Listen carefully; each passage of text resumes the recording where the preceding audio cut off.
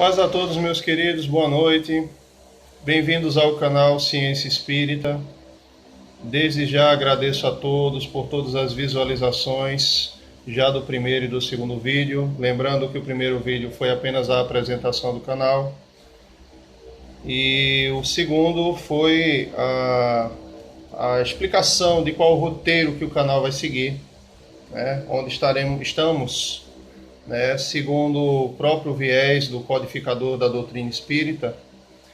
Nós estamos baseados lá no capítulo 3 do Livro dos Médiuns, item 35, que é o texto que nos indica começar primeiro pelo livro que é o Espiritismo, depois Livro dos Espíritos, Livro dos Médiuns, Revista Espírita e, consecutivamente, de acordo com a ordem cronológica, analisando as obras que foram saindo de acordo com o tempo, né?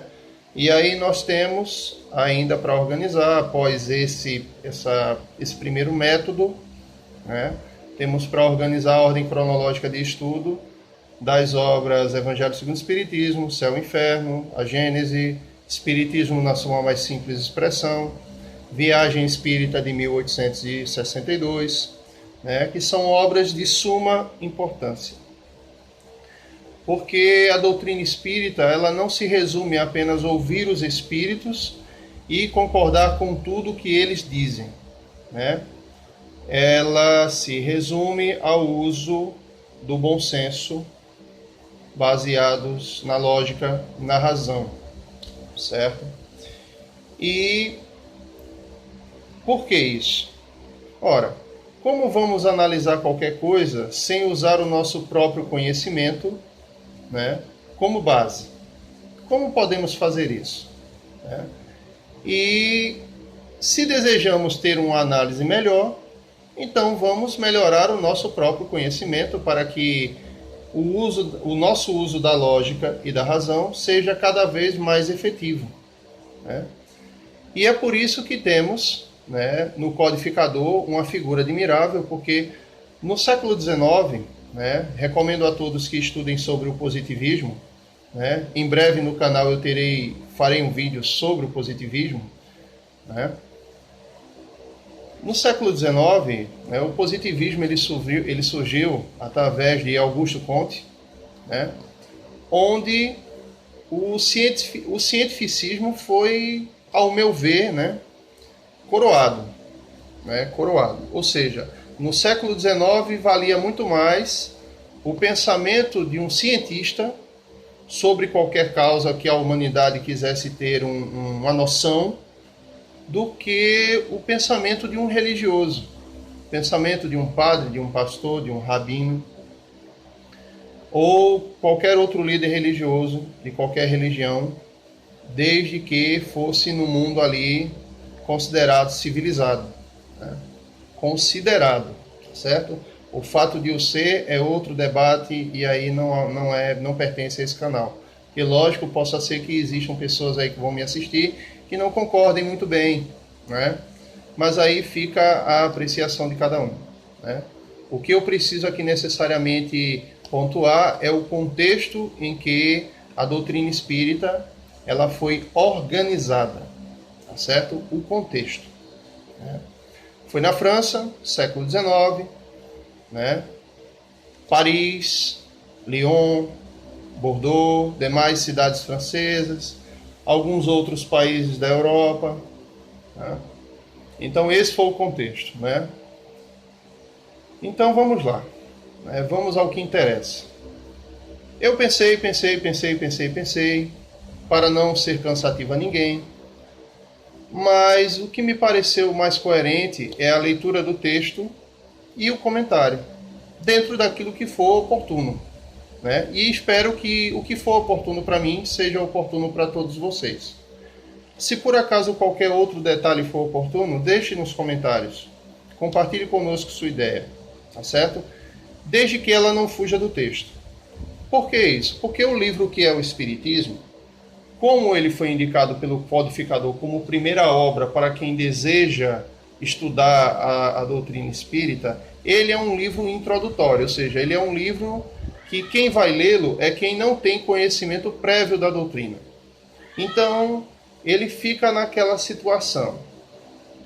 Não sei do que se trata, se não sei do que se trata, não vale minha atenção, né? Não vou perder meu tempo com isso. Então, o codificador, certamente percebendo isso, pois ele era primeiramente um educador, né? E a função do pedagogo, educador, é facilitar dentro do possível a vida do estudante, né? Baseado em sua vivência, em suas experiências até aquele ponto do espiritismo sob a sua orientação, ele percebeu esse ponto, essa questão. Então, baseado na sua experiência e nas suas observações, ele constituiu esse livro que é o Espiritismo, para que assim todas as pessoas que antes de estudar o Espiritismo queriam saber do que ele se tratava, tivessem a oportunidade de assim fazê-lo, né? Então, antes de começarmos a leitura do capítulo 1, do primeiro diálogo do capítulo 1, que é o crítico, né? Vamos dar uma lida aqui somente em 2 parágrafos do preâmbulo, que vão explicar todo o livro e o caráter do primeiro capítulo, que é onde estão os 3 diálogos, né, que compõem o primeiro capítulo, né, que é o crítico, o cético e o padre. E o padre, no caso, seria o religioso, né? Vejamos aqui. Bom, para quem tiver o PDF, né, PDF esse disponibilizado gratuitamente pela FEB, Federação Espírita Brasileira, tá certo? Neste PDF eu estou na página 39, que é onde se localiza o preâmbulo. Esse mesmo PDF, no seu início, possui uma biografia, certo, de um espírita contemporâneo a Kardec, né? Quem quiser avaliar essa biografia, né, baixe o PDF e analise por si só. Por favor, desde já eu peço, né, tire os excessos do homem que observa, né? Procure evitar esses excessos. Geralmente eu, pessoalmente, prefiro biografias de pessoas mais neutras, né, com visão mais científica. Porque as pessoas que são partidárias, elas tendem a enfeitar muito a coisa, né, quando muitas vezes o enfeite só estraga. E é por isso que nos meus primeiros vídeos eu falei, né, se quiser saber o que é espiritismo, não se baseie nos adeptos. Procure as obras. Se você puder ler o francês, se você tem essa capacidade, aprendeu, desenvolveu, fala fluentemente, lê fluentemente, não se detenha com traduções, como eu vou fazer aqui agora, né? Busque diretamente na internet, já está sob domínio público, os manuscritos em francês. É disponibilizado gratuitamente. E aí, consequentemente, no que tange a leitura, a sua leitura será a menos prejudicada possível, a não ser que a sua leitura do francês seja uma leitura ruim, né?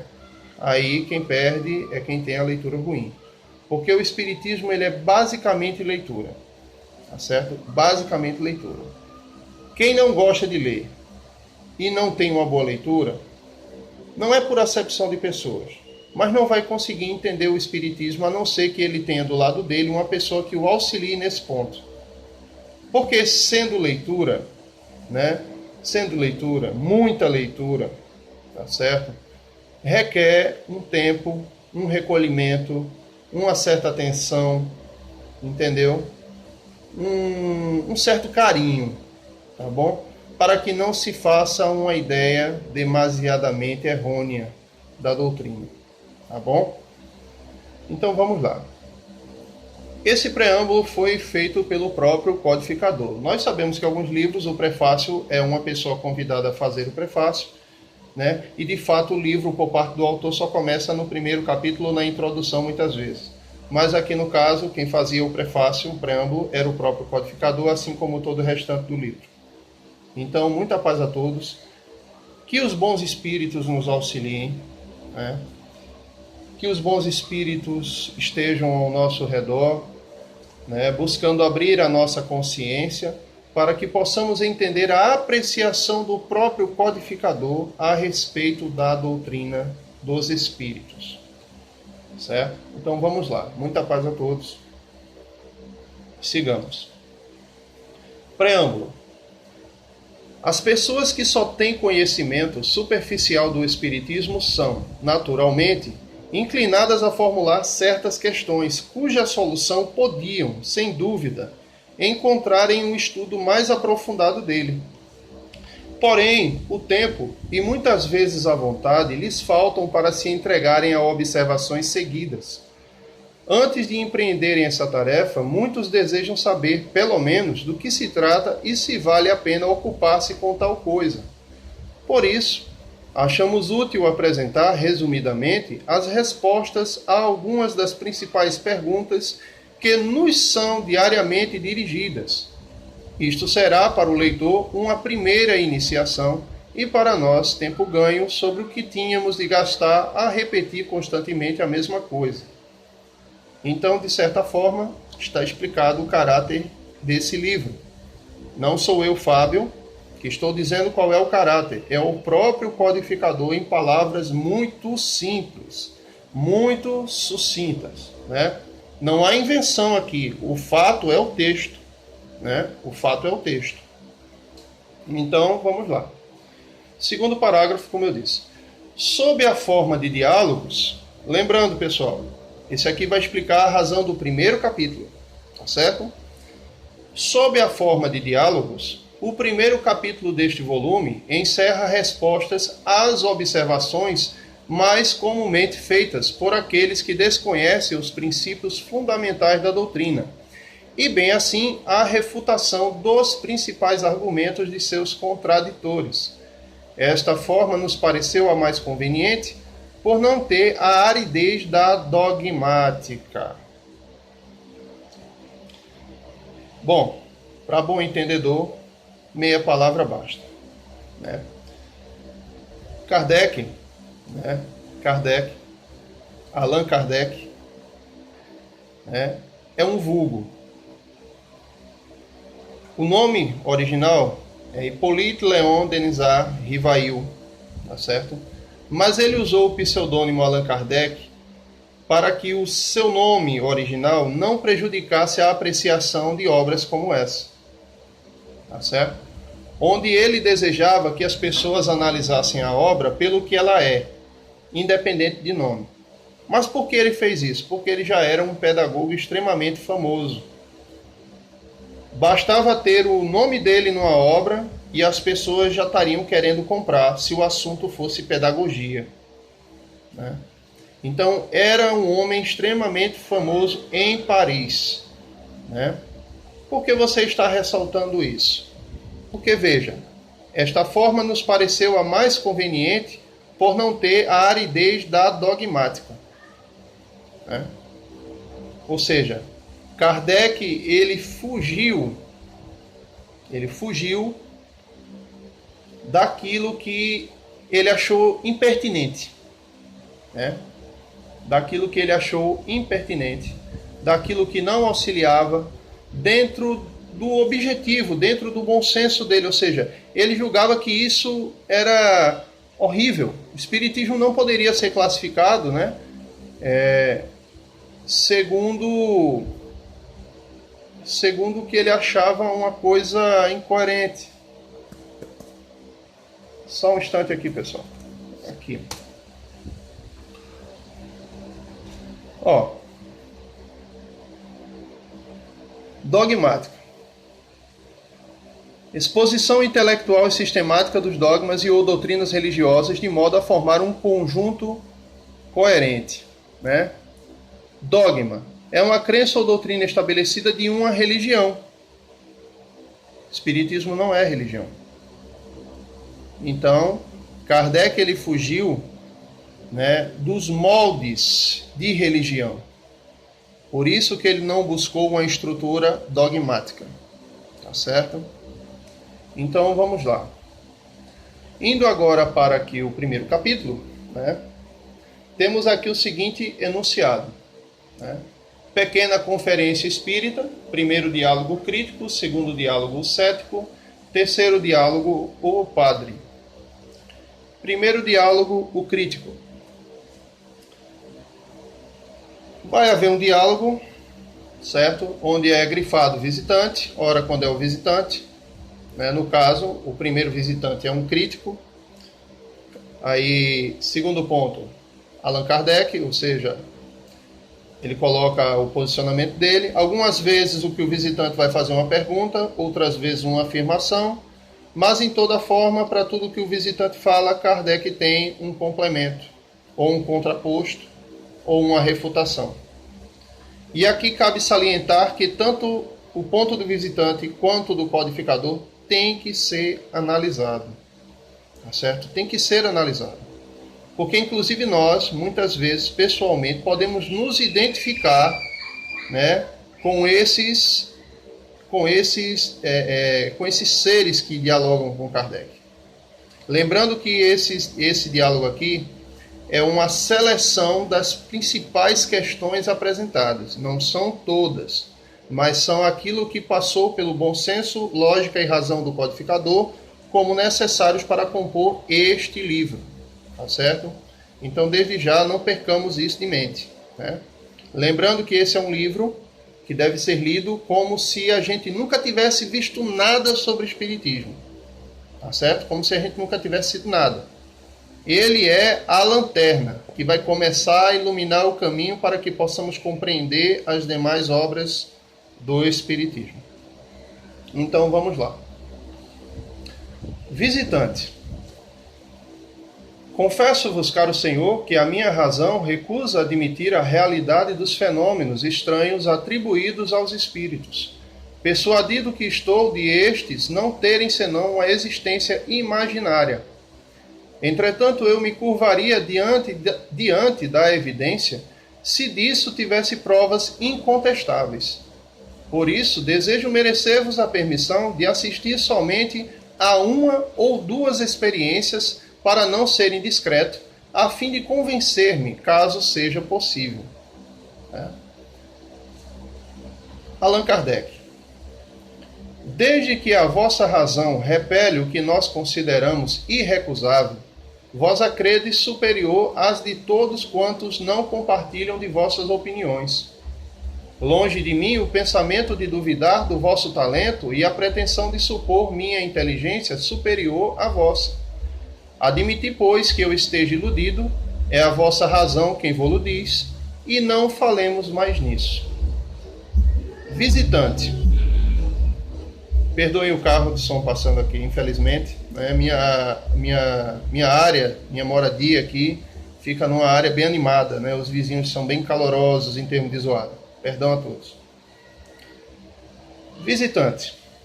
Entretanto, se conseguisseis convencer-me, conhecido que sou como antagonista das vossas ideias, isto seria um milagre eminente favorável à causa que defendeis. Eminentemente favorável à causa que defendeis. Veja que o visitante aí está ainda mostrando vantagens, né? Vantagens, ou seja, entretanto, se conseguisseis convencer-me, conhecido que sou como antagonista das vossas ideias, era um cara famoso, né? Se falasse de espiritismo naquela época, o autor dessa questão aí era extremamente, segundo o que o texto propõe, ele era famoso, ele era o contraposto, né? Ele era uma referência em crítica, é isso que ele quer dizer, né? Isto seria um milagre eminentemente favorável à causa que defendeis. E o cara ainda classificava como milagre. Que coisa interessante. Allan Kardec. Lamento, caro Senhor, porém não tenho o dom de fazer milagres. Julgais que uma ou duas sessões bastariam para adquirir convicção? Seria realmente um verdadeiro prodígio.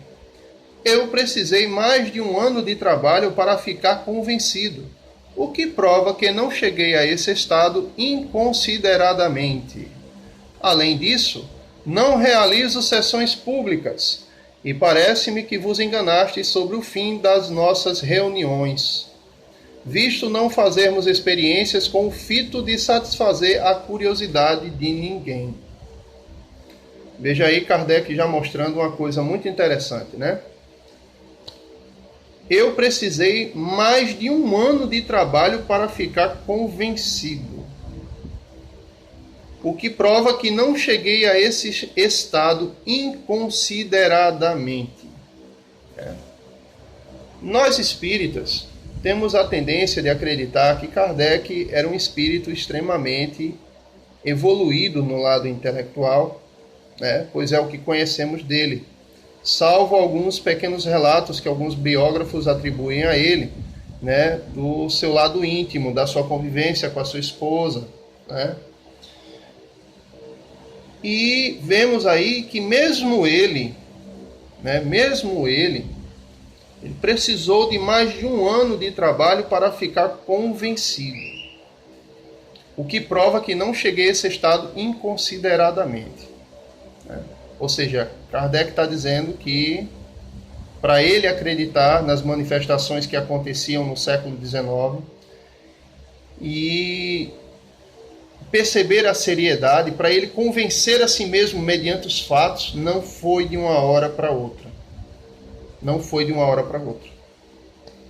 Então ele não nasceu crente como muitos, que já nascem com a predisposição de acreditar, né? Aceitação rápida. Não. Kardec era um cientista. Por ser um cientista, não podemos afirmar que ele era ateu, mas o lado crítico dele era tão grande, né, que pode ser que alguns ainda queiram pressupor que ele antes disso pudesse ser ateu.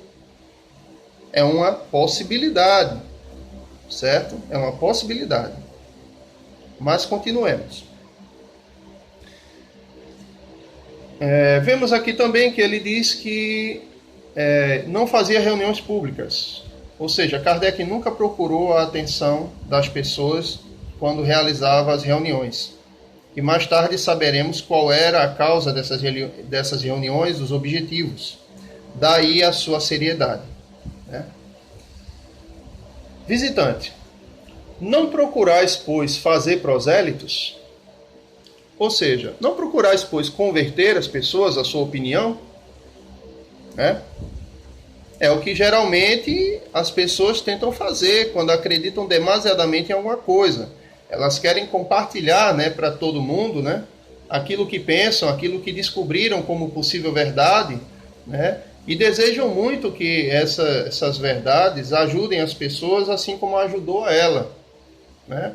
Mas necessariamente a verdade que me ajuda não quer dizer a verdade que vai ajudar os outros, porque estamos em pontos diferentes, pontos de maturidade, os mais diversos, né? Não procurais, pois, fazer prosélitos, disse o visitante. Allan Kardec. Para que buscarmos fazer-vos prosélito quando não quereis ser? Não pretendo forçar convicção alguma. Quando encontro pessoas que sinceramente desejam instruir-se e dão-me a honra de pedir-me esclarecimentos, folgo e cumpro um dever respondendo-lhes nos limites dos meus conhecimentos. Quanto aos antagonistas, porém, que como vós têm convicções arraigadas, não tento um passo para delas arredá-los. Atento a que é grande o número dos que se mostram bem dispostos para que possamos perder o nosso tempo com aqueles que o não estão. Estou certo de que, diante dos fatos, a convicção há de vir, mais tarde ou mais cedo, e que os incrédulos hão de ser arrastados pela torrente. Por ora, alguns partidários de mais ou de menos nada alteram na pesagem, pelo que nunca me vereis incomodado para atrair às nossas ideias aqueles que, como vós, sabem as razões que têm para fugir delas.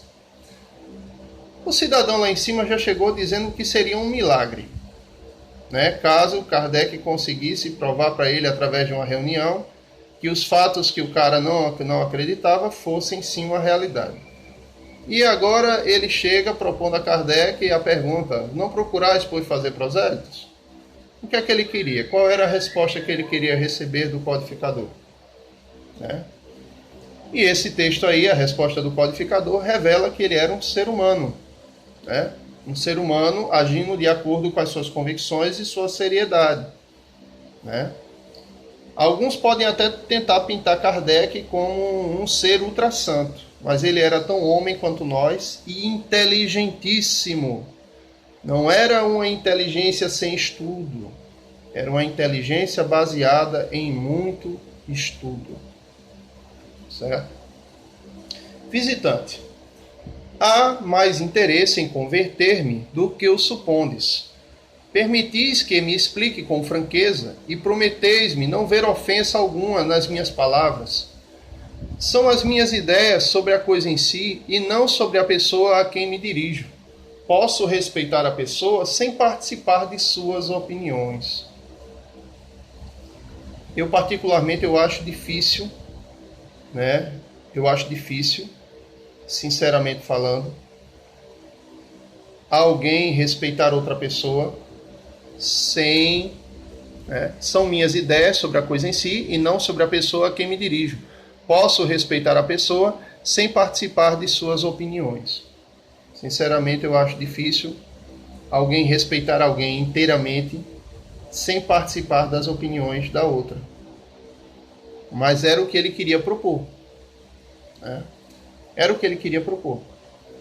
Vemos no nosso dia a dia religiosos diferentes, de cunho diferente, linhas diferentes, apertarem a mão uns dos outros quando os outros estão olhando, mas em seu íntimo criticarem aquele outro religioso porque ele não está fazendo parte do mesmo grupo de pensamento dele. Isso é um fato. Isso é um fato. Mas muitas pessoas se utilizam dessa artimanha aqui do visitante para querer fazer-nos crer em utopias. Em utopias.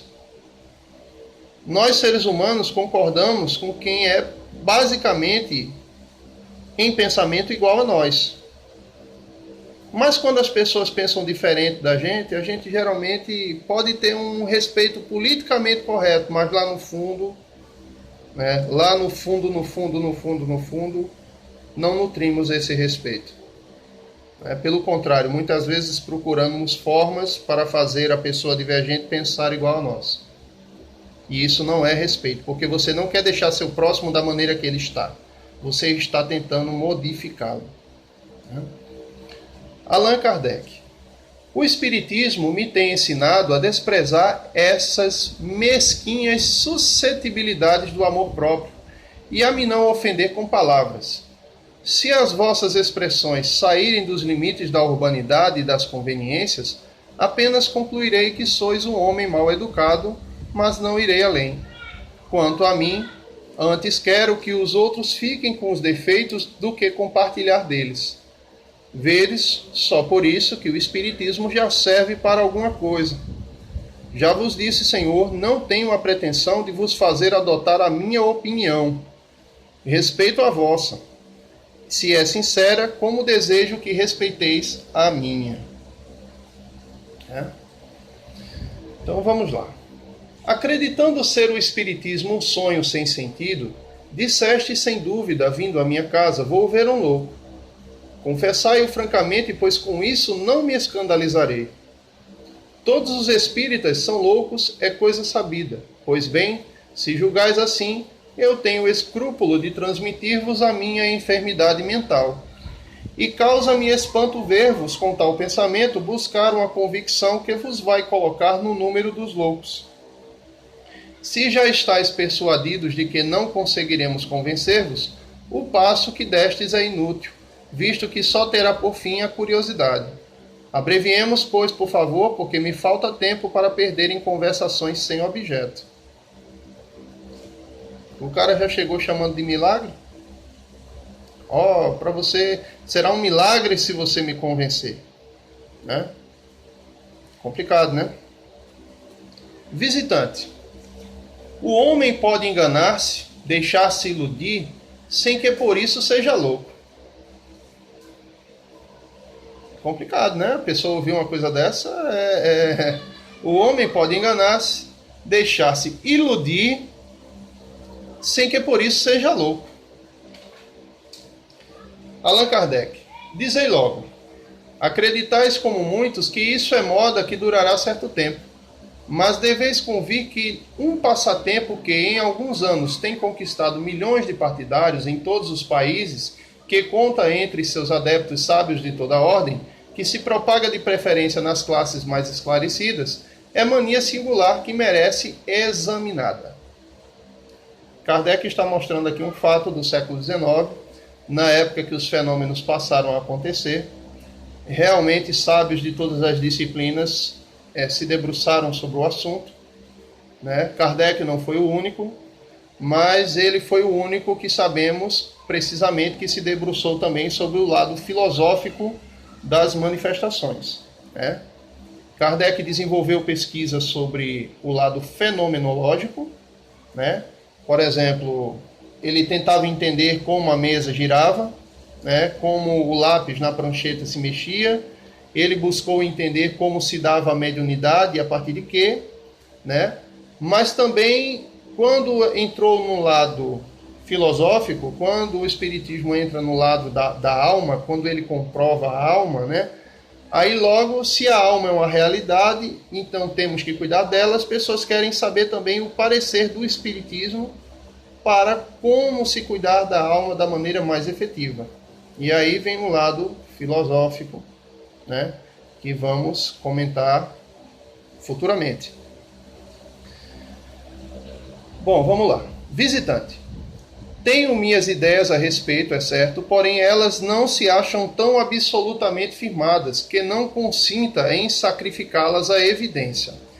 Disse-vos que teríeis certo interesse em me convencer. Confesso-vos que tenciono publicar um livro em que me proponho demonstrar ex professo a minha opinião sobre o que considero um erro e como esse livro deve produzir efeito dando um golpe no espiritismo.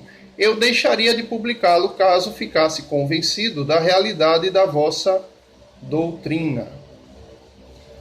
Ex professo significa com verdadeiro conhecimento de causa, magistralmente.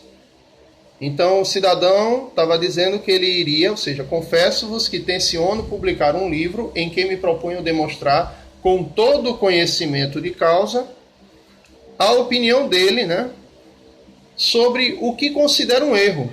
Ele já está sumariamente classificando o espiritismo como um erro, né? E como esse livro deve produzir efeito, dando um golpe no espiritismo, eu deixaria de publicá-lo caso ficasse convencido da realidade da vossa doutrina. É uma situação difícil, mas veja que o codificador ele se incomodou em colocar isso para nós, né? E aí ele vai agora desenvolver o porquê do primeiro diálogo seu crítico, né? Allan Kardec. Eu sentiria que ficasseis privado do que vos pode proporcionar um livro que deve produzir tanto efeito. Além disso, não tenho interesse algum em impedir a sua publicação. Ao contrário, desejo-lhe grande circulação, porque assim ele nos servirá de prospecto e anúncio. A nossa atenção é sempre chamada sobre aquilo que vemos atacado. Há muita gente que quer ver os prós e os contras, e a crítica faz aparecer a verdade, mesmo aos olhos daqueles que não a procuravam aí. É assim que muitas vezes, sem querer, se faz reclamo do que se quer combater. A questão dos espíritos é, por outro lado, tão palpitante de interesse, choca a tal ponto a curiosidade, que basta assinalá-la a atenção para que nasça o desejo de aprofundá-la. Veja que o codificador ele está ressaltando uma verdade para muitas filosofias e religiões. O que é proibido, o que é criticado, né, o que é xingado, né, que é a crítica desaprobativa, né, nos atrai. Nós queremos saber o porquê. Nós queremos saber o porquê. E essa crítica em questão, segundo o codificador, chamaria a atenção ainda mais para o espiritismo, porque as pessoas iriam logo pensar: será que o autor desse livro está certo? Vou estudar para saber se posso concordar com o autor desse livro, para saber se verdadeiramente o espiritismo é um erro, né? Então, para que nasça o desejo de aprofundá-la. Muito interessante essa parte, né? Tem uma nota aqui de Allan Kardec, né, embaixo, no livro que é o Espiritismo, nota do próprio codificador, tá certo? Desde esta entrevista escrita em 1859, a experiência veio demonstrar o pleno acerto desta proposição, ou seja, este diálogo, parte deste diálogo, essa entrevista, aconteceu em 1859, então ela é uma entrevista factual, tá certo? Aconteceu, não foi criada pela mente do codificador. Visitante. Então, no vosso entender, a crítica para nada serve, a opinião pública nada vale? Allan Kardec. Não considero a crítica como expressão da opinião pública, mas como juízo individual que bem pode enganar-se. Lede a história e vereis quantos trabalhos importantes foram. Perdão, por causa eu recebi aqui uma mensagem e apareceu o zumbidinho aqui da mensagem. Lede a história e vereis quantos trabalhos importantes foram, ao aparecer, criticados sem que isso os excluísse do número das grandes obras. Quando, porém, uma coisa é má, não há elogio que a torne boa. Se o Espiritismo é uma falsidade, ele cairá por si mesmo. Se, porém, é uma verdade, não há diatribe que possa fazer dele uma mentira. Nós sabemos que o princípio do Espiritismo é a declaração dos espíritos considerados superiores. E, em seguida, a análise do bom senso, da razão praticadas pelo codificador, segundo o próprio conhecimento que ele tinha. Né? Então, logicamente, uma pessoa como eu, Fábio, com pouco conhecimento como possuo, se eu fosse analisar os espíritos superiores, em suma, né, eu teria talvez uma perspectiva totalmente diferente. Certo? Totalmente diferente.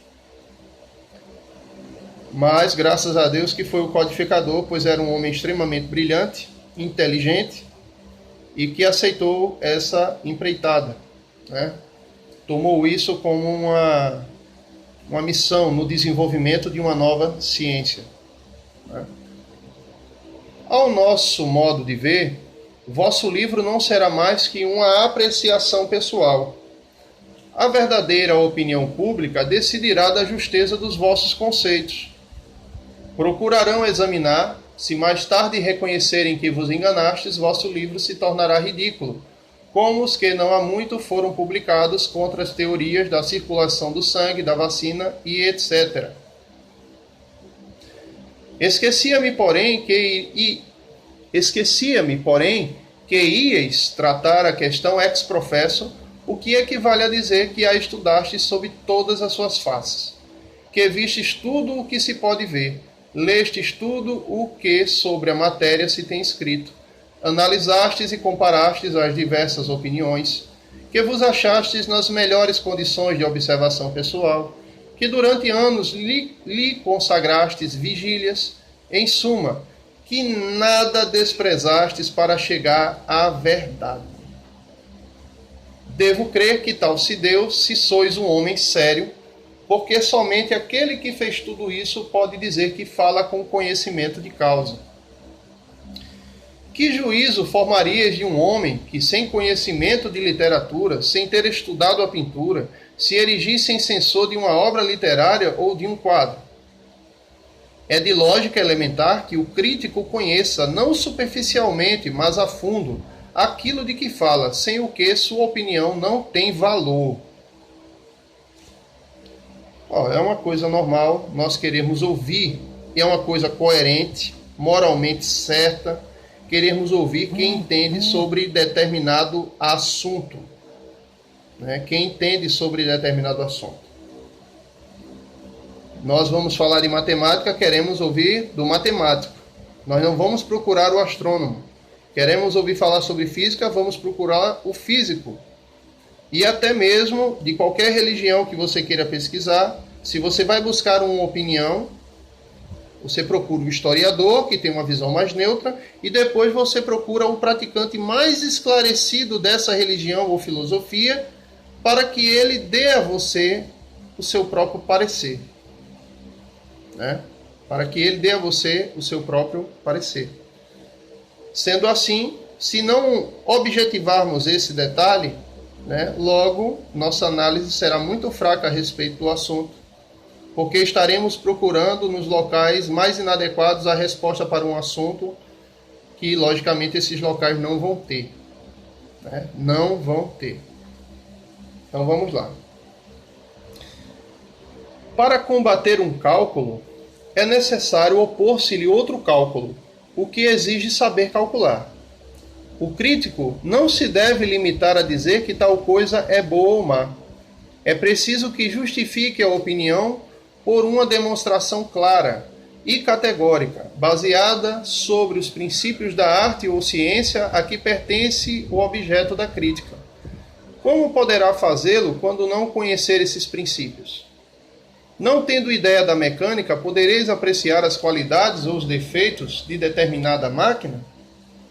Não, pois bem, o vosso juízo acerca do Espiritismo, que aliás não conheceis, não pode ter mais valor que o que, nas condições acima, emitisseis sobre a aludida máquina. A cada passo sereis apanhado em flagrante delito de ignorância, porque aqueles que têm estudado a matéria verão logo que a desconheceis, donde concluirão que não sois um homem sério ou que agis de má fé, expondo-vos, portanto, a receber, quer num, quer noutro caso, desmentido, pouco lisonjeiro ao vosso amor próprio. Veja que Kardec, ele até tenta ajudar o visitante, mostrando a ele o risco que ele iria correr, justamente pelo fato de não ter estudado, não conhecer o assunto, e ainda querer publicar um livro ex professo para combater o assunto. Quantas pessoas não fazem isso com o Espiritismo ou com qualquer opinião que não concordem? Quantas pessoas? É uma questão a se perguntar para que nós mesmos não façamos isso.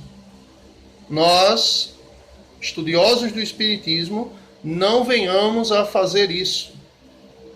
Antes de criarmos qualquer opinião sobre qualquer assunto, devemos estudar esse assunto o mais profundamente possível. Se ele tem 50 autores que falam sobre o assunto, renomados, então é necessário que se leia os 50 autores, para que não venhamos a ser levianos. Não venhamos a ser levianos. Visitante, é precisamente para evitar esse perigo que vim pedir-vos permissão para assistir a algumas experiências. Allan Kardec. E julgais que isto vos baste para poder ex professo falar de Espiritismo? Como podereis compreender essas experiências e ainda mais julgá-las quando não estudastes os princípios em que elas se baseiam? Como apreciaríeis o resultado, satisfatório ou não, de ensaios metalúrgicos, por exemplo, não conhecendo a fundo a metalurgia? Permiti-me dizer-vos, Senhor, que vosso projeto é absolutamente a mesma coisa que, não tendo estudado a matemática nem a astronomia, vos apresentasseis a um dos membros do observatório, dizendo-lhe: Senhor, quero escrever um livro sobre astronomia e provar que o vosso sistema é falso, mas como desconheço os menores rudimentos dessa ciência, deixai que por 1 ou 2 vezes me sirva de vossa luneta, o que será suficiente para ficar sabendo tanto quanto vós. É somente por extensão que a palavra criticar se tornou sinônima de censurar. Realmente hoje, quando falamos criticar, todo mundo interpreta uma crítica como algo ruim, como algo proibitivo. Em sua acepção própria e segundo a etimologia, ela significa julgar, apreciar. A crítica pode, pois, ser aprobativa ou desaprobativa. Mas hoje, realmente, as pessoas, quando falam criticar, só sabem falar mal. Elas não estão nem aí para a função da crítica, para o que realmente criticar significa. Fazer a crítica de um livro não é necessariamente condená-lo. Quem empreende essa tarefa deve fazê-lo sem ideias preconcebidas.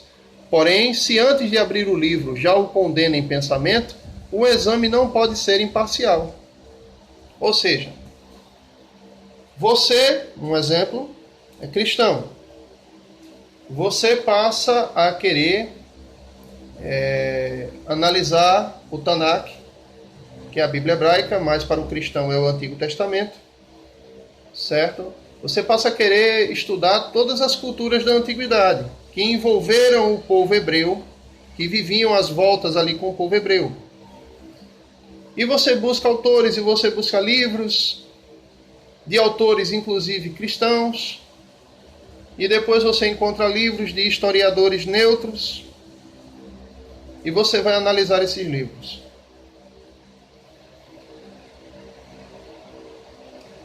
Quem é cristão possui o pensamento cristão e possui já a sua inclinação a pensar de uma forma.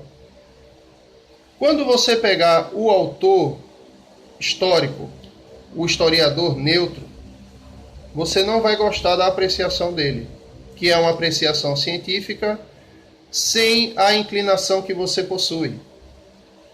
Mas quando você pegar o livro que foi elaborado por um historiador cristão, você vai ter a probabilidade de gostar mais, porque ele também possui a inclinação que você possui. Então você nunca vai poder dizer que vai conseguir avaliar uma questão de maneira imparcial quando as suas inclinações interferem tanto e muito na sua forma de pensar, já muito antes até de você pegar no livro. Muito antes. Né? Existem muitos debates mundo afora, né? Existem muitas questões que eu poderia usar aqui para aludir a isso, mas não é o objetivo desse canal, tá certo? Não é o objetivo. Por exemplo, muitas pessoas que talvez forem assistir esse vídeo, elas vão imaginar o seguinte: ah, vou ver o que é o espiritismo. Para mim, espiritismo é satanismo, mas eu vou dar uma olhadinha.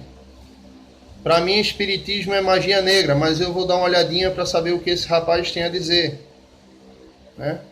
E a inclinação chega a tal ponto de prejudicar a apreciação do vídeo, que mesmo que eu estou lendo aqui, colocando como fato, né, para ela não vai significar nada, e talvez ela não passe nem dos primeiros 10 minutos do vídeo. Então eu já tenho a consciência de que esse vídeo só será bem apreciado pelas pessoas que sentem necessidade em conhecer o espiritismo da forma mais sadia, e por outros espíritas que desejam comparar o que sabem com aquilo que eu exponho aqui, e a partir disso, né, desenvolver um novo raciocínio ou complementar o que já tem. Com relação a essas pessoas, eu sei que o vídeo será bem apreciado. Né? Mas quem já chegar a assistir, já com aquela questão preconcebida para ele de o que é o espiritismo é uma coisa errônea, uma coisa ruim, né? Então vai ficar difícil. Vai ficar muito difícil. Porque já foi comprovado que a Terra não foi criada em 6 dias, isso não é literal. Pode ser bíblico, mas não é literal. Mas ainda existem pessoas até hoje rejeitando esse fato geológico. Né? O geocentrismo para muitas pessoas ainda é uma realidade factual, mas já foi comprovado que é a Terra que gira em torno do Sol. Né? Então, esses fatos, como eles quebram algumas teologias defendidas, logo as pessoas vão e atacam os fatos querendo invalidá-los, quando não tem como se invalidar um fato. Não há como se invalidar um fato. Né? Simplesmente o que está errado é a teologia, não é a escritura. A escritura ela precisa ser reinterpretada à luz de um fato, mas as pessoas não querem fazer isso. E o que é que se vai fazer? Nada. Porque é uma decisão das pessoas permanecer pensando da forma como querem. Né? Tal o caso da maioria dos que têm falado contra o espiritismo. Apenas sobre o nome formaram uma opinião, fazendo qual juiz que proferisse uma sentença sem antes examinar as peças do processo. A consequência foi que seu julgamento feriu em falso e que, em vez de persuadir, ocasionaram riso. A maior parte dos que seriamente têm estudado a questão mudou de ideia e mais de um adversário se tem tornado adepto do espiritismo quando reconhece que o seu objetivo é muito diverso daquele que supunha. Talvez o medo das pessoas seja elas se auto-olharem e perceberem, caramba, quanto tempo eu passei errando. Quanto tempo eu passei nutrindo uma ideia que não era verdadeira, não era fidedigna, né? Tudo por causa da minha teimosia. E algumas pessoas não querem reconhecer isso de forma alguma, né?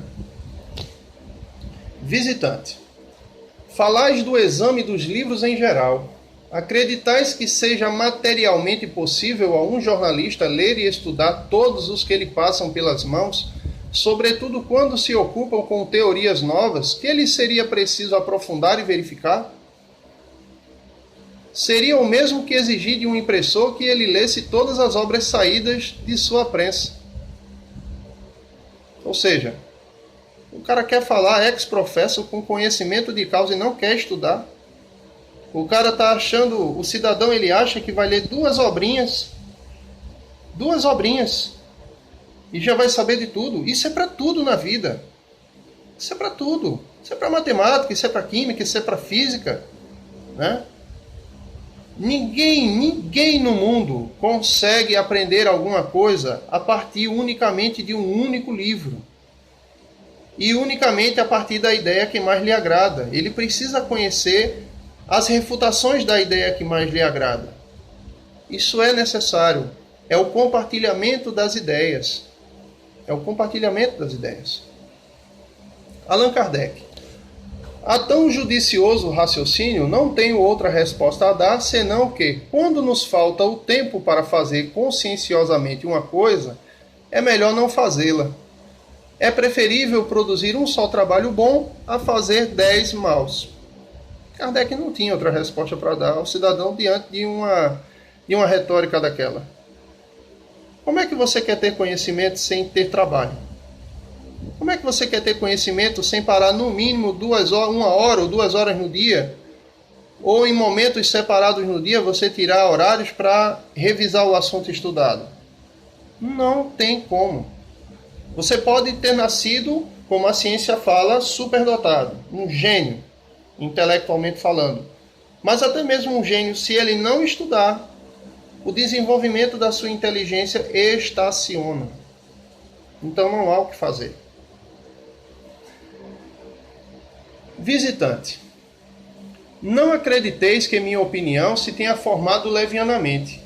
Vi mesas girarem e produzirem sons como de pancadas. Vi pessoas escreverem o que, segundo diziam, lhes ditavam os espíritos. Estou, porém, convencido de que nisso há charlatanismo. Allan Kardec. Quanto vos cobraram para mostrar-vos essas coisas? Visitante. Nada, por certo. Allan Kardec. Ora, aí tende charlatães de uma espécie singular, que vão reabilitar o nome da sua classe. Até o presente não se tinha ainda visto charlatães desinteressados. Como assim? Não acrediteis que minha opinião se tenha formado levianamente. Vi mesas girarem e produzirem sons como de pancadas. Vi pessoas escreverem o que, segundo diziam, lhes ditavam os espíritos. Estou, porém, convencido de que nisso há charlatanismo. Há charlatanismo em todo lugar. Onde existem seres humanos, existe a sinceridade e existe o charlatanismo. Muitas pessoas querem ser porta-voz de Deus na terra e poucas pessoas Deus dignifica com essa capacidade. Pouquíssimas. Pouquíssimas. E isso é totalmente a revelia do que imaginamos e preconcebemos. Então, em parte, Kardec não refuta o fato do charlatanismo. Mas veja que ele ainda pergunta: quanto vos cobraram para mostrar-vos essas coisas? Porque um dos sinais do charlatanismo idêntico é a cobrança. As pessoas quererem ganhar dinheiro em cima do caso. Nada por certo. Aí Kardec se surpreende, né? Ora, aí tem de charlatães de uma espécie singular que vão reabilitar o nome da sua classe. Até o presente não se tinha ainda visto charlatães desinteressados. Suponhamos que um gaiato de mau gosto tenha querido uma vez divertir-se assim.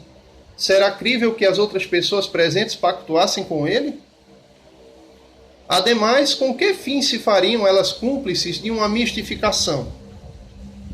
Direis que com o fim de recrear a sociedade.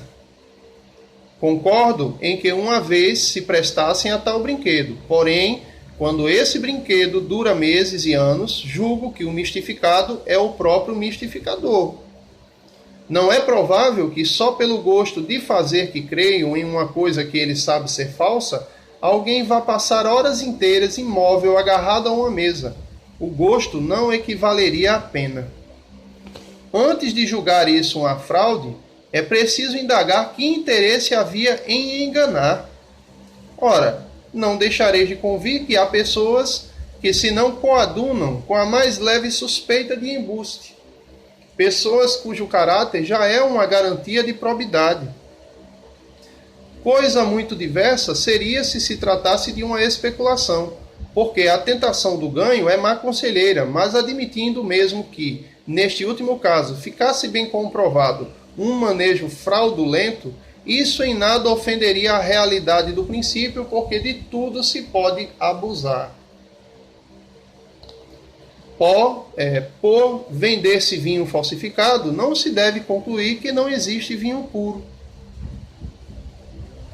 Veja que isso é uma realidade. Onde há seres humanos, há falsidade, como há também sinceridade. O próprio ser humano, muitas vezes, ele também erra de boa fé, ou seja, erra sem saber que está errando. Erra sem saber que está errando. E acontece muito, muito mais do que podemos imaginar e conceber.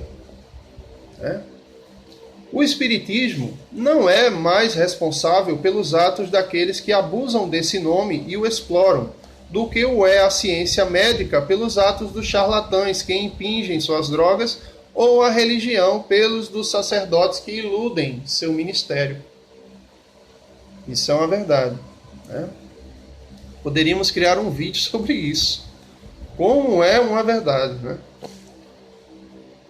Por sua novidade e mesmo por sua natureza, o Espiritismo se presta a abusos. Ele, porém, fornece os meios para que os reconheçam, definindo claramente seu verdadeiro caráter e afastando de si toda a solidariedade com aqueles que o viriam a explorar ou desviar do seu fim exclusivamente moral, para transformá-lo em meio de vida, em instrumento de adivinhação ou de investigações fúteis. Veja que o Espiritismo, ele sabe que pode ser abusado, mas ele mesmo, em seu corpo doutrinário, ele oferece formas, que mais tarde, em estudos futuros, vamos conhecer essas formas de identificar os erros. Tá certo? Desde que o Espiritismo mesmo traça os limites em que se encerra, define o que pode ou não dizer ou fazer, o que está ou não em suas atribuições, o que aceita e o que repudia. Toda a falta recai sobre aqueles que, não se dando ao trabalho de estudá-lo, o julgam pelas aparências, e que, por terem encontrado saltimbancos adornando-se sob o nome de espíritas para chamar concorrência, dizem com gravidade: eis o que é o Espiritismo. Espiritismo demanda estudo, demanda observação. Primeiramente, para no embrenhado de espiritismos encontrarmos o verdadeiro, o mais seguro, aquele que é coerente. Vamos lá, continuando. Desculpa se o vídeo está ficando longo, é porque eu estou lendo assim compassadamente para não descontextualizar. Esse primeiro diálogo não possui epígrafes, não possui subtópicos. Já o segundo diálogo será mais suave, os vídeos serão de mais curta duração, será menos cansativo. Sobre quem, em definitivo, cairá o ridículo? Será sobre o saltimbanco que usa do seu ofício? Será sobre o Espiritismo, cuja doutrina escrita desmente tais asserções? Ou antes sobre os críticos, que falam do que não sabem, ou de cientemente alterarem a verdade? Quando eu não era espírita, eu escutava muito uma determinada declaração dizendo que Allan Kardec, antes de falecer, havia dito que se arrependia de ter codificado a doutrina espírita. Escutei muito isso. Escutei muito. E isso era uma pseudo-verdade de grupos religiosos para quererem invalidar o espiritismo. Eu não tinha conhecimento algum, também não me prestei a querer criticar baseado nisso. E hoje, como espírita, admirador profundo do codificador,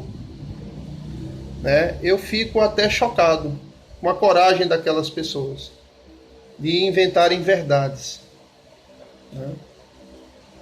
Inventarem verdades. Entendeu? E falarem com tanta veemência, que assusta. Assusta muito. São papagaios e não percebem, e não deixam de ser culpados por isso, porque a culpa deles está em não averiguar aquilo que professam. Eles deveriam, antes de falar, estudar, conhecer, para realmente ter propriedade na hora de exercer uma crítica aprobativa ou desaprobativa. Mas não fazem, preferem logo desabonar e pronto, com coisas ridículas. Aqueles que atribuem ao espiritismo que é contrário à sua mesma ciência, fazem-no por ignorância ou má intenção. No primeiro caso, a leviandade, no segundo, má fé. E neste último caso, eles se colocam na posição do historiador, que no interesse de sustentar um partido ou uma opinião, alterasse os fatos históricos. Quando usa desses meios, o partido fica desacreditado e não consegue o seu fim, não consegue o seu objetivo. Já aqui nesse parágrafo, Kardec coloca a questão de atribuir ao espiritismo que é contrário à sua ciência, às verdades que ele professa, que é a inserção de certas doutrinas ou certas obras que o próprio espiritismo não concorda com elas, baseado nos seus critérios. Aí Kardec vem e fazem-no por ignorância ou má intenção. Muitas vezes é por ignorância mesmo. As pessoas não medem o fato e as suas consequências. Ou, de repente, aquela obra ali ajudou ela demais e ela acha que por isso tem que ser espiritismo. Mas, necessariamente, não é porque foi ditado por um espiritismo que se torna doutrina espírita. Pode ter me ajudado, pode ter ajudado muitos outros, mas não se enquadra. Foi uma coisa momentânea, como os cristãos e judeus conhecem a história do profeta Balaão, que momentaneamente, segundo o texto, a jumenta que o carregava começou a ver um anjo e ficou freando-se, porque o anjo se colocava na frente dela. E Balaão perde a paciência, desce do jumentinho e vai passar lá o fio da espada. E ali naquele momento, só naquele momento, nós vemos na história bíblica judaico-cristã, porque esse texto se repete em ambas as Bíblias, independente de tradução, que o animal falou. O animal falou. Se não me foge a memória, está no livro de Números. Ou seja, o fato de um livro lhe ajudar e a autoria desse livro ser dada a um espírito foi uma coisa momentânea, você recebeu a ajuda, graças a Deus, mas não quer dizer que isso seja doutrina espírita. Não atende ao critério, então não é doutrina espírita. Mas graças a Deus que você foi auxiliado através desse livro. Porque quem sou eu para dizer que você não foi, se você se sente ajudado e auxiliado por ele? Vamos lá. Continuando para concluirmos o quanto antes. Notai bem, cavalheiro, que eu não pretendo que a crítica deve necessariamente aprovar nossas ideias, mesmo depois de as haver estudado. Não nos revoltamos de forma alguma contra os que não pensam como nós. O que é evidente para nós pode não ser para vós outros. Cada qual julga as coisas debaixo de certo ponto de vista, e do fato mais positivo, nem todos tiram as mesmas consequências. é a questão das inclinações, né? Veja que algumas pessoas não dão a mesma importância que outras dão à física, por exemplo. Mas a física continua existindo de toda forma, não adianta. Mesmo sendo detestada ou amada, mas é física e vai continuar sendo física, né? Não tem para onde correr. Se um pintor, por exemplo, pinta em seu quadro um cavalo branco, não faltará quem diga que essa cor faz aí mau efeito, que a cor negra conviria mais, e nisto não se comete erro. Cometer-se-á, porém, se vendo que o cavalo é branco, afirmar que é negro. É o que faz a maioria dos nossos adversários. Em resumo, Senhor, todos têm completa liberdade de aprovar ou censurar os princípios do Espiritismo, de deduzir deles as consequências boas ou más que lhes aprouver. Porém, a consciência impõe ao crítico a obrigação de não dizer o contrário do que ele sabe que é. Ora, para isso, a primeira condição é não falar do que não conhece. Mas veja que o Espiritismo não é algo intocável, nunca se colocou como algo intocável. Por isso que ele não é dogmático. Você pode criticar, contestar, não concordar com Kardec, tudo bem. Mas cientificamente falando, você tem que propor uma tese melhor do que a dele. Você tem que provar que a sua tese é melhor do que a dele. É simples assim na ciência. Não basta eu chegar e dizer que uma fórmula matemática está errada ou é ruim. Mas se eu disser que tem outra melhor, eu preciso apresentar essa fórmula matemática melhor do que a primeira. E devo colocar a apreciação de todos os matemáticos para ver se eles concordam. Se eu não fizer isso, nada feito. Visitante. Voltemos, por favor, às mesas que se movem e falam. Não será possível que elas sejam preparadas com algum artifício? As mesas, gente, é o seguinte. As mesas foram um dos primeiros fenômenos no século XIX, junto com as batidas, independente do lugar, né? Aqueles famosos ruídos, né? As casas eram de madeira, as casas possuíam sótão, então existiam batidas e descobriu-se que essas batidas tinham uma causa inteligente. É diferente de uma batida pelo vento, por exemplo, que poderia fazer a casa ranger totalmente. Não. Naquela época, no século XIX, existiam as batidas, as mesas. O que eram as mesas? O que era essa questão? Era uma mesa qualquer, né? Era uma mesa qualquer onde as pessoas sentavam em volta. E ali, de repente, para início de conversa, né, a mesa começava a se mexer, sem a ação de agente algum, né? Sem a ação de nenhum agente. Por isso que vem essa questão, né, que talvez as mesas não teriam sido preparadas com algum artifício. Porque em certo momento as mesas também começaram a responder através de batidas, uma para sim, duas para não, né? Dessa forma bem arcaica, as mesas começaram a responder e mostrar coerência nas respostas, mostrar cognição nas respostas, né? E isso entreteve toda a sociedade do século XIX, né? Entreteve toda a sociedade, né? Muitas pessoas faziam disso até um esporte naquela época. Era um atrativo, um meio de passar o tempo. As pessoas sentavam em volta da mesa, ficavam lá recolhidas e de repente a mesa começava, né? E algumas pessoas só viam nisso divertimento.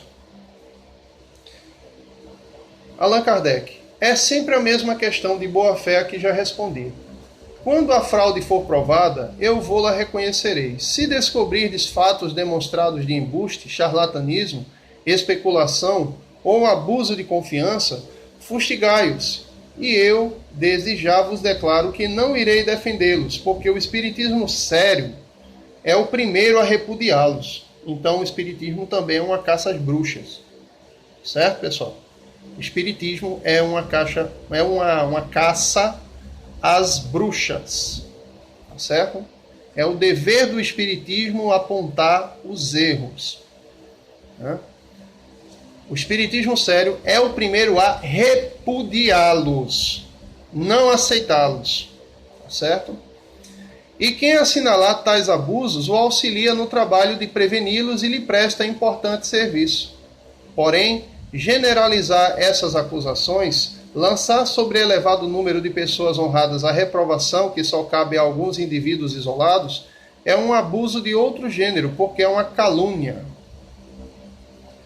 Admitindo, como dissestes, que as mesas estivessem preparadas, era preciso que o mecanismo empregado fosse bem engenhoso para fazê-las produzir movimentos e sons tão variados. Ora, como não é ainda conhecido o nome do hábil artista que os fabrica? Entretanto, ele deveria gozar de grande celebridade, visto que seus aparelhos estão espalhados pelas 5 partes do mundo. Ou seja, essa força que movia a mesa, movia qualquer mesa.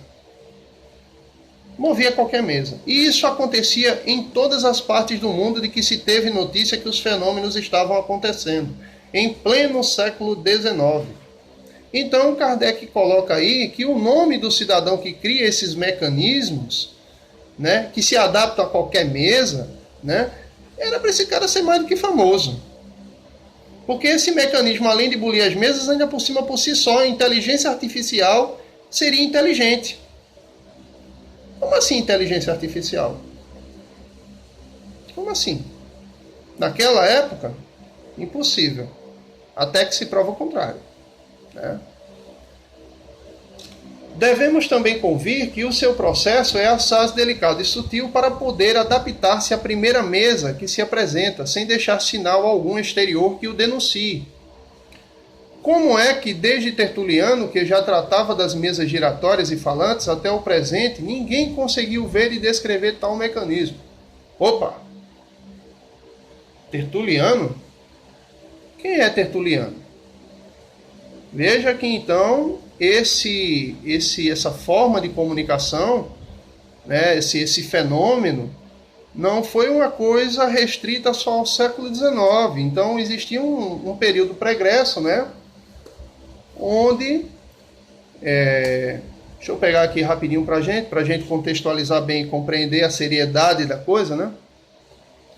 Coloquei aqui no Google, gente, aqui, ó, Tertuliano e as mesas girantes e falantes. Né? Primeiro, peguei logo aqui o primeiro link, que eu já conheço esse link, né? E caímos aqui num trabalho interessante que cabe aí a vocês, por favor, tomarem esse vídeo como inicial para que vocês possam aprofundar os seus conhecimentos. Tá?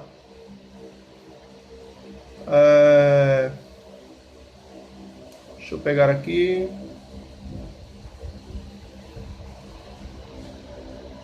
Em 1800... Não, perdão, só um instantinho.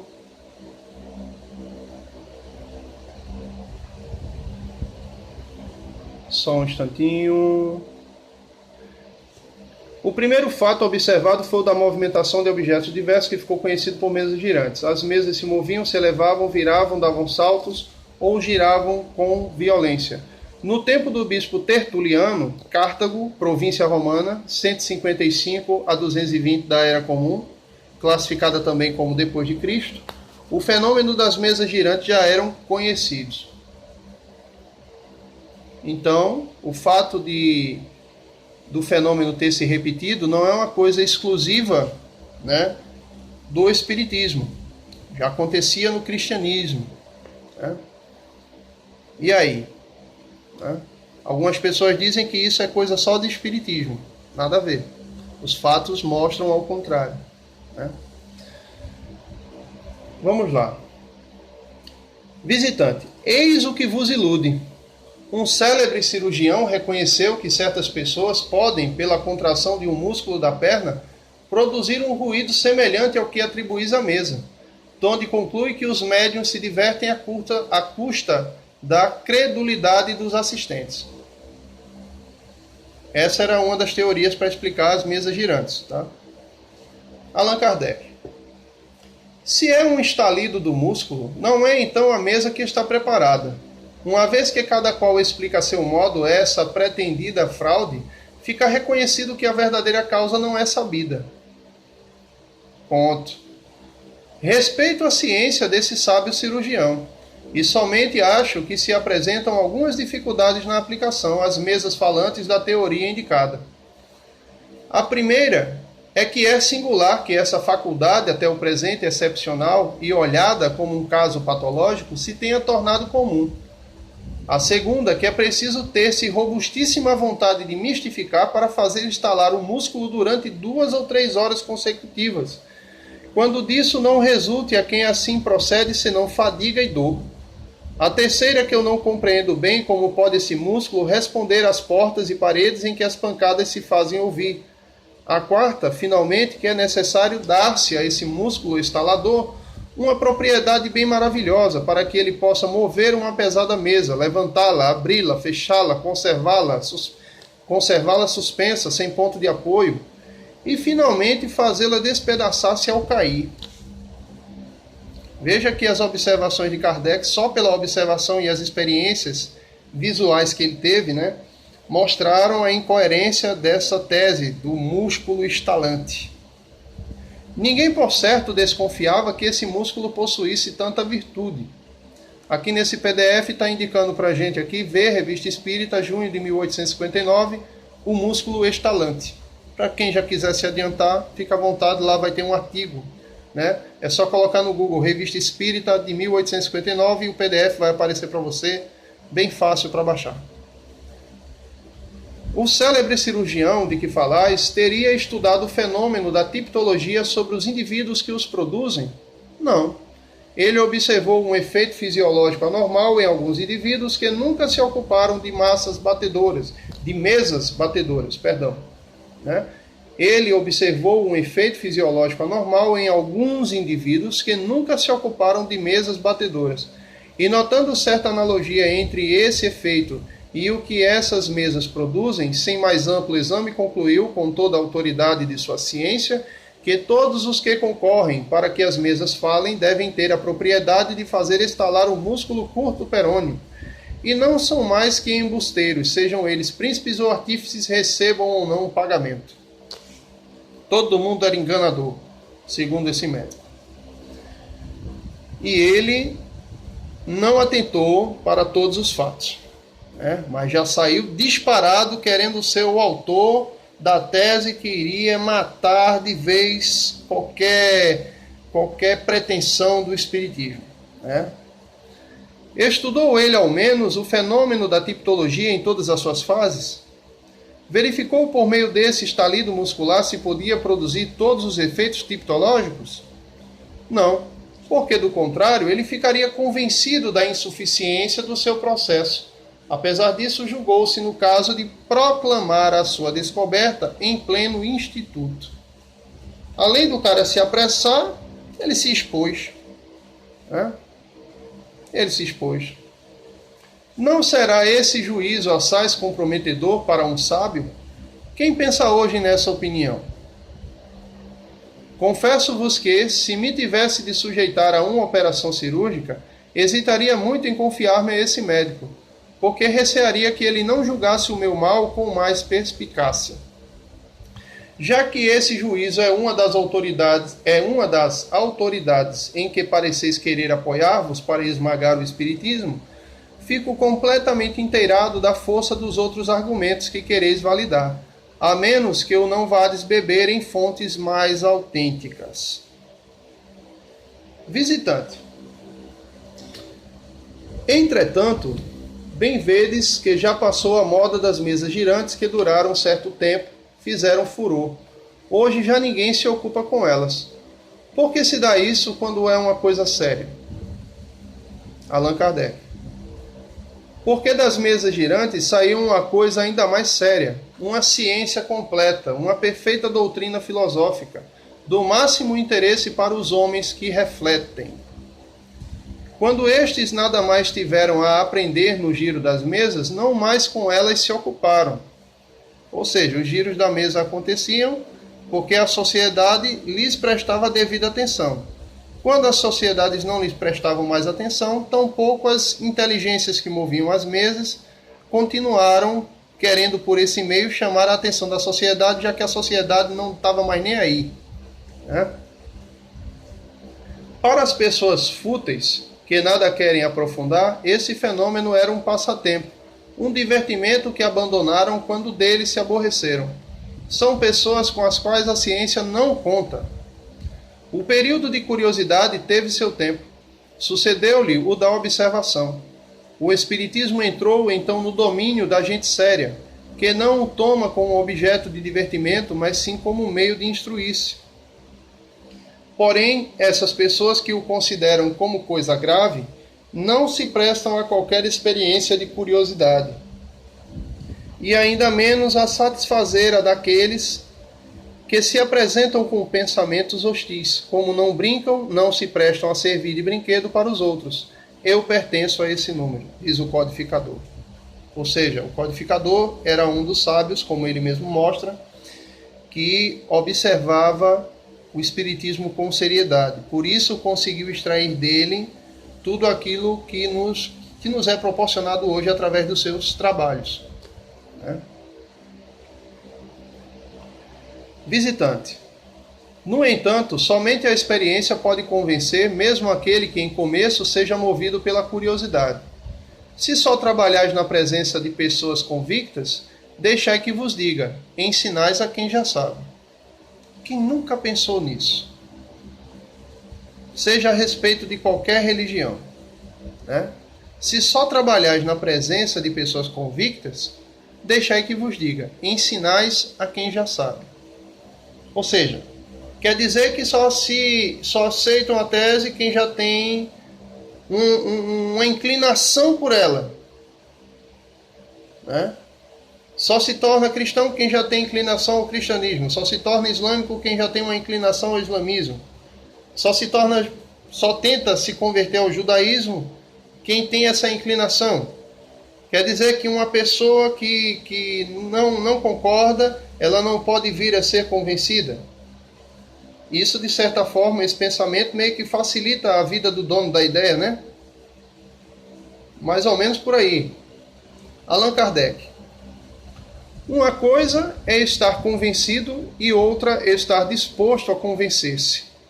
É aos desta última classe que me dirijo, e não aos que julgam humilhação vir escutar o que eles chamam ilusões.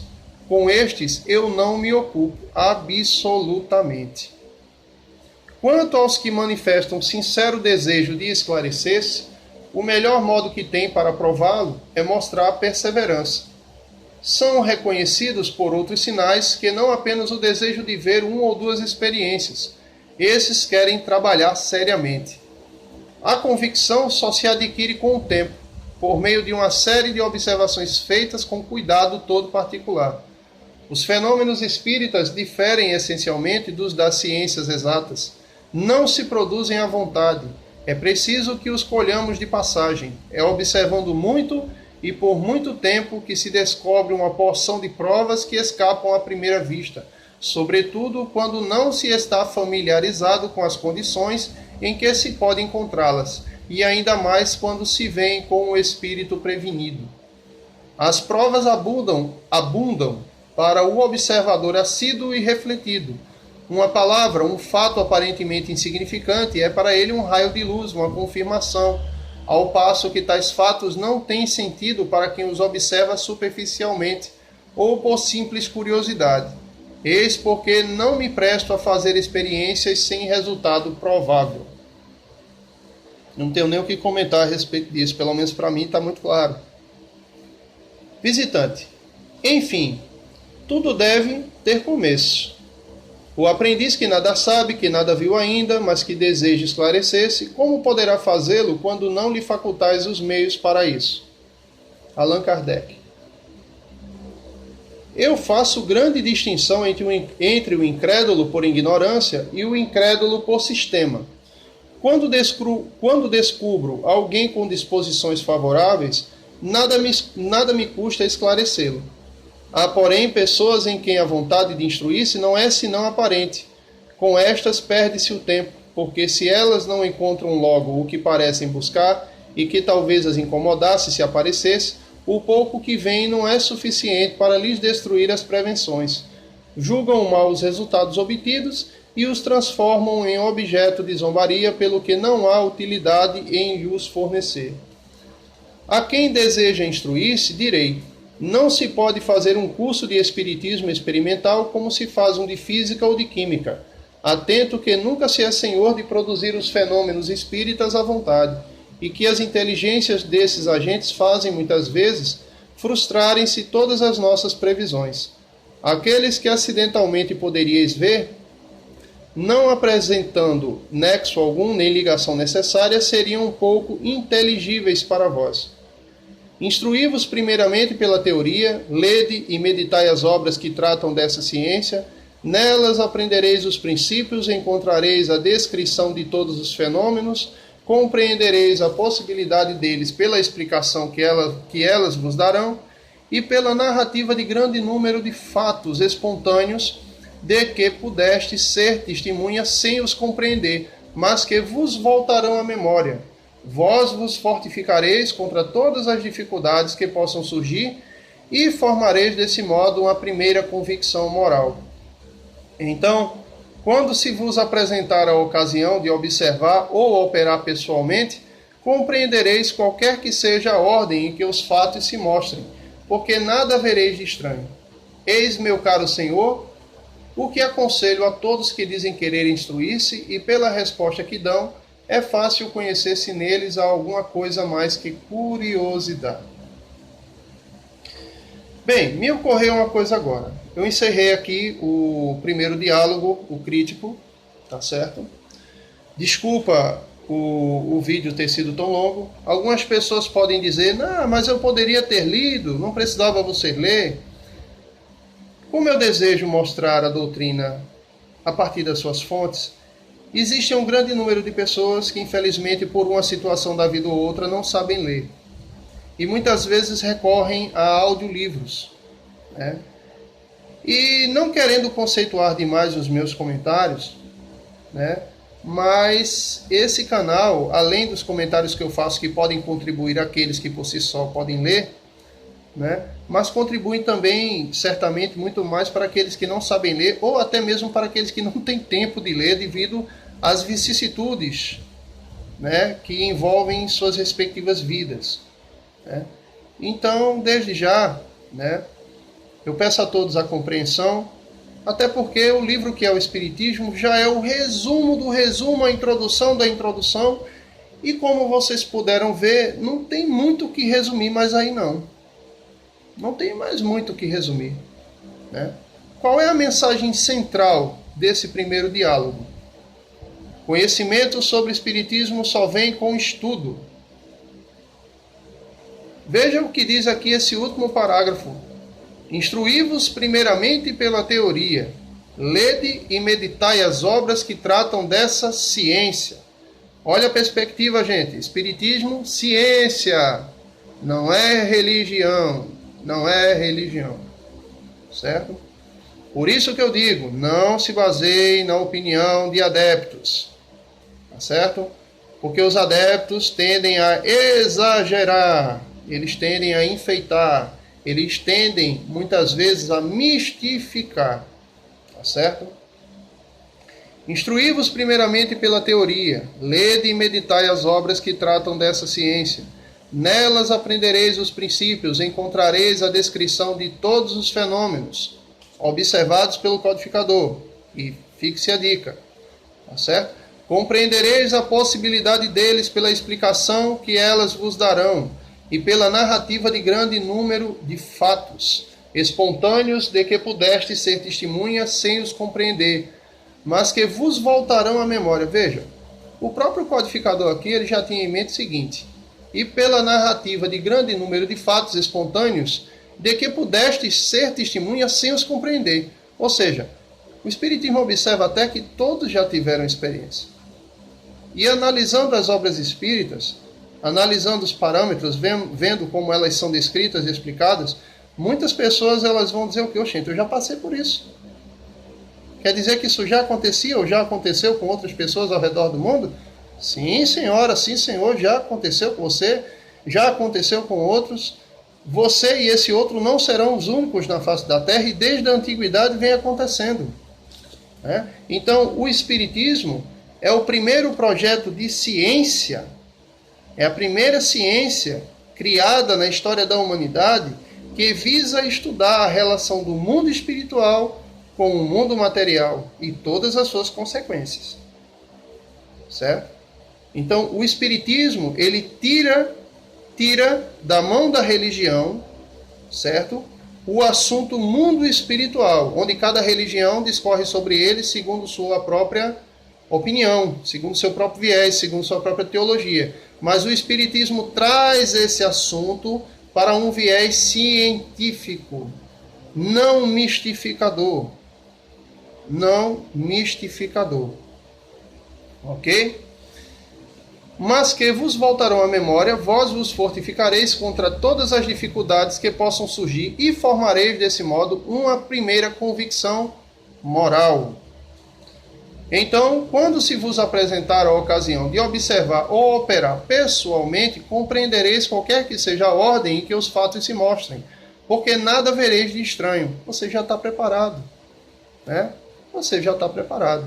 Mas, repito, instruí-vos primeiramente pela teoria, lede e meditai as obras que tratam dessa ciência. Está aí a dica, está aí o roteiro. Não tem espiritismo sem isso. Mesmo que você aí que está me ouvindo, de outra crença, que utiliza também a palavra médium, né, que já se classifique como médium, sob qualquer viés teológico que você se classifique, certo? Você principalmente precisa estudar. Você precisa conhecer, para que essa sua mediunidade não seja um tropeço na sua vida. Porque a mediunidade, ela também pode ser um tropeço. Isso, se você não tiver conhecimento, não procurar saber do que ela se trata, como ela funciona, né? Se você não procurar entender esses detalhes, isso pode ser um tropeço na sua vida. Então, eis aí o favor que o Espiritismo nos presta, né? Que é nos auxiliar a compreender esses detalhes da relação do mundo espiritual sobre o mundo material e suas consequências. Bom, meus irmãos, próximo diálogo analisado do capítulo 1 será o cético. Ele é bem maior, mas aí temos a nosso favor que ele está separado por tópicos. Graças a Deus, né, que o codificador teve essa noção, né? O diálogo cético é bem maior. Eu acredito que vai se fazer sentir muito mais a nossa inteligência, né? Porque ele vai tratar de coisas assim mais, pelo menos para mim, mais interessantes. Tá certo? Isso é uma apreciação pessoal minha, mas alguém pode preferir talvez o diálogo do crítico melhor, muito mais do que o cético. Mas uma coisa é certa, ninguém vai compreender esse livro se não analisar os três. O crítico, o cético e o padre. Para depois partir para o segundo capítulo e terceiro capítulo sucessivamente. Então, meus irmãos, muita paz a todos. Obrigado por sua paciência. Se por acaso alguma parte da leitura não ficou clara, por favor, notifiquem-me nos comentários para que eu possa futuramente em um vídeo me corrigir, né? Prestar esse favor, né, a todos, prestar esse serviço, esse ministério, né? Seus comentários também são muito importantes, porque também podem servir de pautas, né, para outros vídeos, onde dentro da capacidade que possuo e conhecimento sobre a doutrina, eu procurarei discorrer sobre os assuntos. Mas lembrem-se, esse canal é para a divulgação da ciência espírita, ou seja, da doutrina dos espíritos superiores, né? Esse canal é para isso, né? Então, dentro desse viés, eu tentarei atender a todos da melhor maneira possível. Peço a todos paciência. Infelizmente, esse canal não tem não tem a organização de outros canais no YouTube. Mas é como eu disse a vocês, a minha necessidade é mostrar a doutrina. Talvez com o tempo eu consiga me organizar mais, uma câmera melhor, um microfone melhor, eu já consiga um computador mais decente para poder filmar a tela do PC e mostrar o ponto do PDF que eu estou lendo, para tudo ficar de uma maneira mais didática para todos. Então, meus irmãos, muita paz, muita luz. Nós já somos abençoados por Deus, porque isso é um fato que o Espiritismo nos revela, certo? Independente de qual religião você segue, você sabe que o seu Deus é perfeito e que o seu Deus é onisciente. Então, como dizem como diz a Bíblia cristã, né? Buscar em primeiro lugar o reino dos céus e a sua justiça, e as demais coisas vos serão acrescentadas. E certamente essas demais coisas, incluído, acho que em primeiro lugar na minha apreciação, está a bênção de Deus. Mesmo que você acorde um dia e esqueça de orar, agradecendo a Deus por mais um dia, mas esteja ciente de uma coisa: o seu Pai é perfeito, o seu Criador é perfeito e já te abençoa por conta. Paz a vocês, meus irmãos, e uma boa noite.